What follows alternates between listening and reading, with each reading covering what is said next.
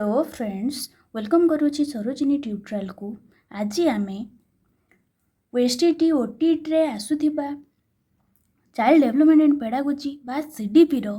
Selected question गुडी को discussion करिबा। चलंतु स्टार्ट करिबा। क्वेश्चन नंबर 1 रे कोन कहिछि, who propounded the instrumental conditioning theory of learning. से कहिछि इंस्ट्रूमेंटल कंडीशनिंग थ्योरी रो जनक के बुली पचारिछि। फर्स्ट जानिबा इंस्ट्रूमेंटल कंडीशनिंग थ्योरी को आउ कौन बोली कहा जाए,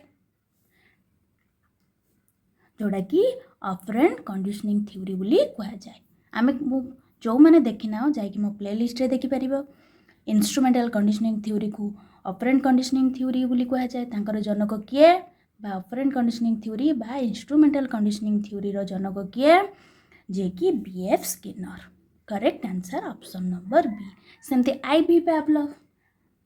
पैवलोव जो से कौन जोड़ा कि क्लासिकल कंडीशनिंग रो जनक होची के आईवी पैवलोव। आईवी पैवलोव रो कौन जानलो, क्लासिकल कंडीशनिंग थ्योरी होची आईवी पैवलोव। एरिक एरिक्सन जो ये कौथिर जोड़ा कि साइकोसोशियल थ्योरी रो कौन ना एरिक एरिक्सन। सेमती कोलबर्ग रो कौथिर जोड़ा कि मोराल डेवलपमेंट रे होची कोलबर्ग। लिखि दउची देखंतु, मोराल डेवलपमेंट रे कोन ना कोलबर्ग। एरिक एरिक्सन कोन ना साइकोसोशियल थ्योरी बा आईवी पैवलोव जो सेटा कोन ना क्लासिकल कंडीशनिंग। स्किनर तो कहली इंस्ट्रूमेंटल कंडीशनिंग बा ऑपरेंट कंडीशनिंग। बुझी पारलो। नेक्स्ट कौन कही, pedagogy is the science of, माने पेडागोजी होची कौन ना टीचिंग ना प्लानिंग ना लर्निंग ना testing. Pedagogy is the science of कौन ना teaching. Correct answer option number A. Next कौन कही देखो ना the experimental learning propounded by Roger refers to, ए जो कार्ल्स रगर जो सेटा कौन ना जो मन रखिथिबो ह्यूमनिस्टिक एप्रोच थिबो। म एटा पूर्वरु कहिछि जो माने जोठी ह्यूमनिस्टिक एप्रोच थिबो सेठी आखि बुझी कौन मारिबो ना कार्ल्स रगर कौन थिबो ना ह्यूमनिस्टिक एप्रोच।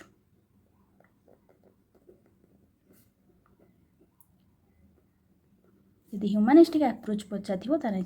कार्ल्स रगर मारिबो। से कौन कहिछि, से कहि the experimental learning propounded by Roger refers to, माने से कहिछि से कहउतले जेते बेले पिला को पढ़ाइबो केमितिका वे रे पढ़ाइबो बोली से पचारछंती। जे कार्ल्स रगर जो से कहिसंती कोन जेते बेले पिला को पढ़ाइबो केमितिका वे रे पढ़ाइबो, शिक्षार्थी केंद्रिक नले शिक्षण केंद्रिक। एठी हमरो कोन शिक्षार्थी केंद्रिक अछि कि,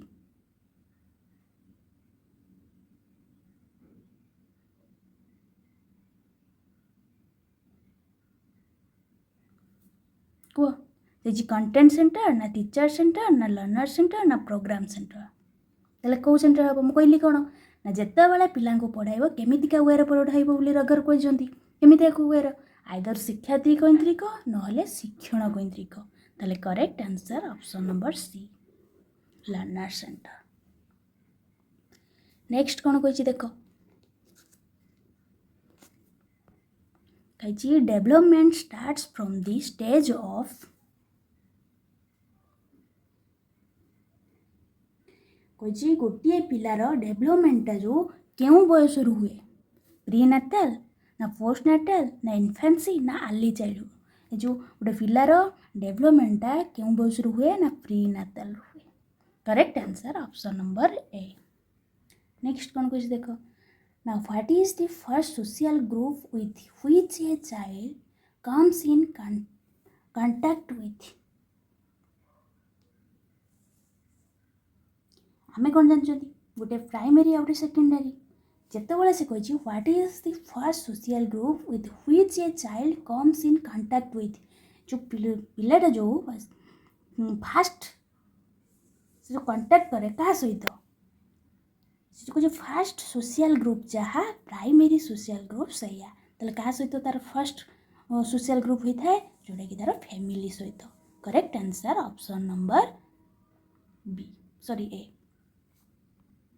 नेक्स्ट देखो कौन कही which one is not a social need of the adolescents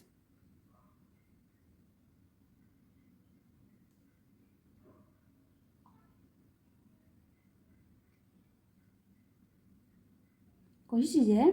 teen age या भितर कौटा दरकार नहीं व्हिच वन इज नॉट कौटा गोटे नुह a social need of the adolescent एडोलेसेंटर सामने आवश्यकता नहीं बोली पचार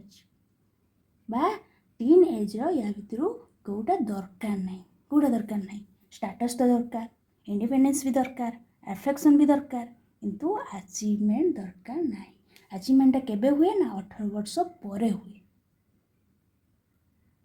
ताले correct answer option number C अचीवमेंटा जान लो केते वर्ष रु होबो ना 18 वर्ष परे जाइए अचीवमेंट हो। नेक्स्ट देखो नेक्स्ट कही at what stage of development a child usually appears at the HSC examination HSC माने कौन जोड़े 10th एग्जाम कही 10th एग्जाम जो दियंती केउ बयस रे दियंती जो पिला 10th एग्जाम दौची से केउ बयस रे दौची बोली पचार क्यों स्टेज रे चाइल्डहुड ना लेट चाइल्डहुड ना एडोलेसेंस ना एडल्ट कौ स्टेज रे को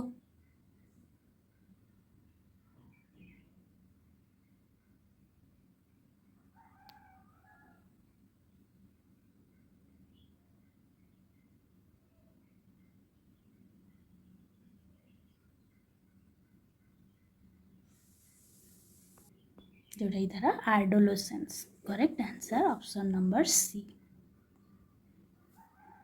नेक्स्ट कौन कही देख ना 4 distinct stages of child's intellectual development are identified by जो 4टा स्टेज जो अच्छी ऑफ चाइल्ड इंटेलेक्चुअल जोटा मन रखिए सब बेले इंटेलेक्चुअल डेवलपमेंट जहाँ कॉग्निटिव डेवलपमेंट सैया गोटे थर वेस्टिट रे आसला इंटेलेक्चुअल डेवलपमेंट को आउ कौन बोली कहा जाए ना कॉग्निटिव डेवलपमेंट बोली कहा जाए कॉग्निटिव डेवलपमेंट बोली कहा जाए से सही कथा पचार 4 डिस्टिंक्ट स्टेजेस जो 4टा डिस्टिंक्ट स्टेजेस रही ऑफ चाइल्ड्स इंटेलेक्चुअल डेवलपमेंट बा कॉग्निटिव डेवलपमेंट जो 4टा स्टेज रही आर आइडेंटिफाइड किए आइडेंटिफाई करथिले गेलफोर्ड ना पियाजेट ना स्किनर ना कोल्बर किए करथिले एटा तो जानिछो जोटा कि जीन पियाजेट करथिले करेक्ट आंसर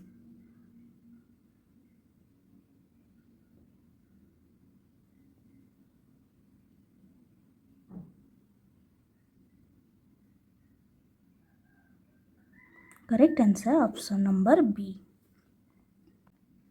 बुझिपार सेमती गिलफोर्ड कौन हम कही पूर्व 3D जोड़ा 3 डायमेंशन कौन कौन जोटा कि प्रोडक्ट ऑपरेशन आउटला कंटेंट से किए करथिले ना गिलफोर्ड सेमती पीएफ स्किनर जो पीएफ स्किनर कौन थ्योरी करथिले जोटा कि ऑपरेंट कंडीशनिंग थ्योरी करथिले सेमती कोलबर्ग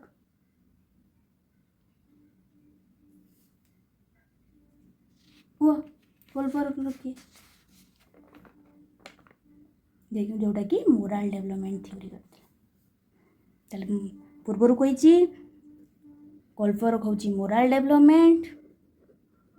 बीएफ स्किनर होची कौन ना जोटा कि ऑपरेंट कंडीशनिंग आ गिलफोर्ड है 3D जोटा 3 डायमेंशन गोटे कौन ना हूँ प्रोडक्ट ऑपरेशन आउटाला कंटेंट बुझीपार ताले जो इंटेलेक्चुअल डेवलपमेंट बा कॉग्निटिव डेवलपमेंट जो आइडेंटिफाई करते जो 4टा स्टेज किए करते ना जीन पियाजेट करते। नेक्स्ट कौन कही देख which of the following indicates the development of a child बुझी गोटे शिशुर शिशुर जो डेभलपमेंटा या भर कौटा इंडिकेट करे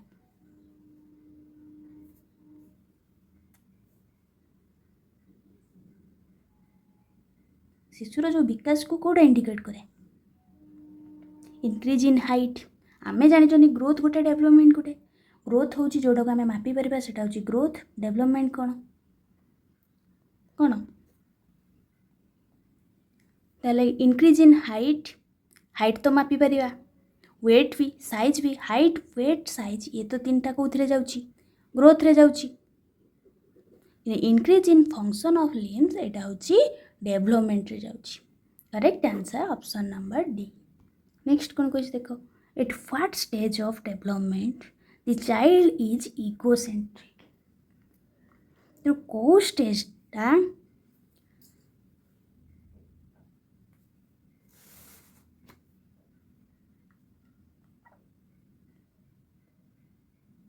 विकास या भर कौ माने विकास कौ स्टेजटा पिलार गोटे इगोसेंट्रिक को जाऊँगी सेंसरी मोटर स्टेज ना प्री ऑपरेशनल ना कंक्रीट ऑपरेशनल ना फॉर्मल ऑपरेशनल आमर इगोसेंट्रिक रे जो कौन थिला प्रथम गोटे गोटे देखी देखी जीवा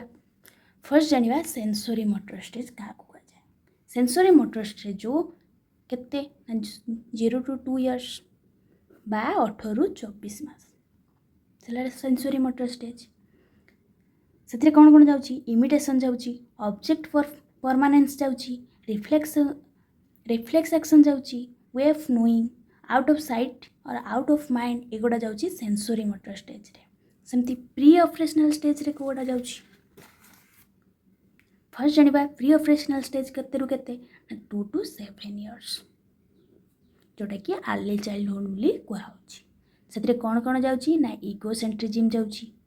इटा मन रखिए पड़े क्वेश्चन माने इगोसेंट्रिज्म कौ ये कौ स्टेज रे थाए ना प्री ऑपरेशनल स्टेज रे आउ कौन ना इरिवर्सिबिलिटी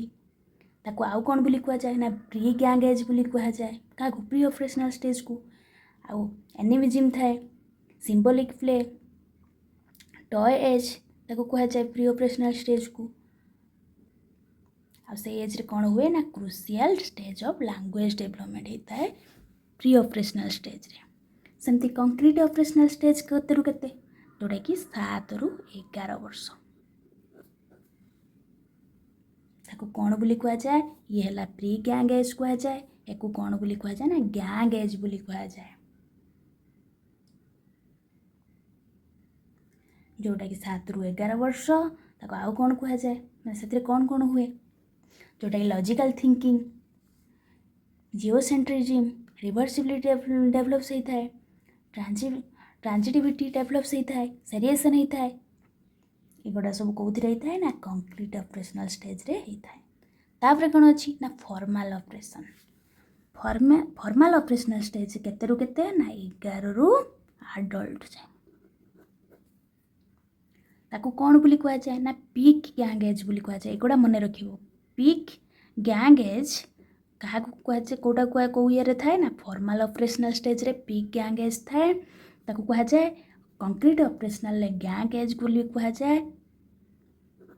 गैंग एज बोली ताको कह जाए प्री ऑपरेशनल स्टेज रे कौन कह जाए ना प्री गैंग एज बोली कह जाए ताले बुझी पारलो ताले आमको कौन पचारछि ना इगोसेंट्रिक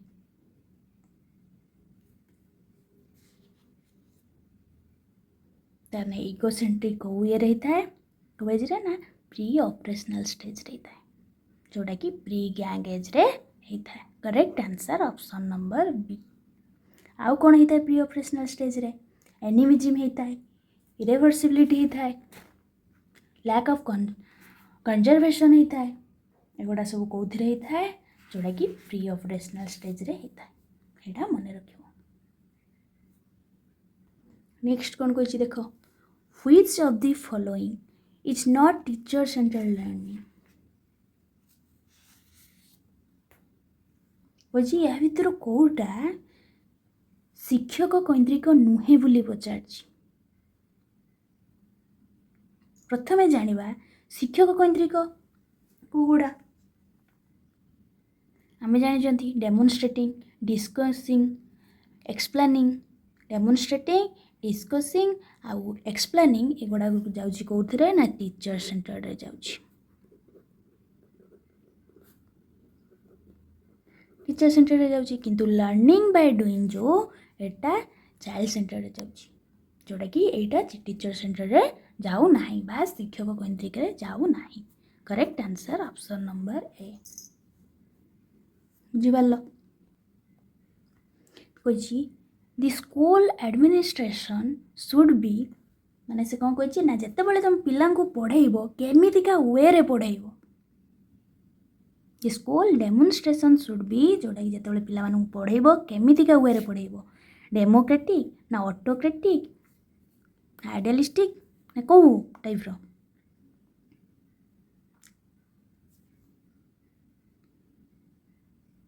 जिते बेले पिला मानू को पढ़ेइबो केमितिका वे रे पढ़ेइबा जोटा कि डेमोक्रेटिक वे डेमोक्रेटिक माने कौन ना जाति धर्म लिंग निर्विशेष रे समस्त को समान भाव में देखा ताकू डेमोक्रेटिक बोली कह जाए ताले करेक्ट आंसर ऑप्शन नंबर ए जिते पिला मानू आम पढ़ाऊँ आम कौन जाति धर्म लिंग एगुड़ा देखुं कि देखुना से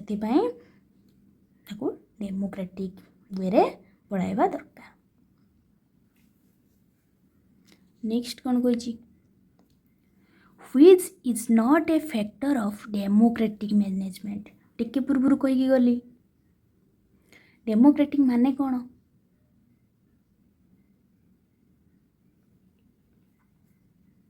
जाति धर्म लिंग निर्विशेष रे समस्त को जो समान भाव में देखा कौन बोली कह जाए ना डेमोक्रेटिक बोली कह जाए कहला कोटा नुहे कोऑपरेशन ना कोऑर्डिनेशन ना इंटीग्रेशन ना इम्पोजिशन हमर डेमोक्रेटिक जो डेमोक्रेटिक रे कोड़ा जाउची कोऑपरेशन जाउची कोऑर्डिनेशन भी जाउची इंटीग्रेशन भी जाउची किंतु इम्पोजिशन जाउ नाही जो डेमोक्रेटिक रे हमें कौन बुझीथिले जाति धर्म लिंग निर्विशेष रे समस्त को समान भाव में देखा किंतु इम्पोजिशन माने कौन ना अलगा करवा आम कौन अलग करवा नहीं से correct answer option number D next कौन कही देख which one is not associated with the role of a teacher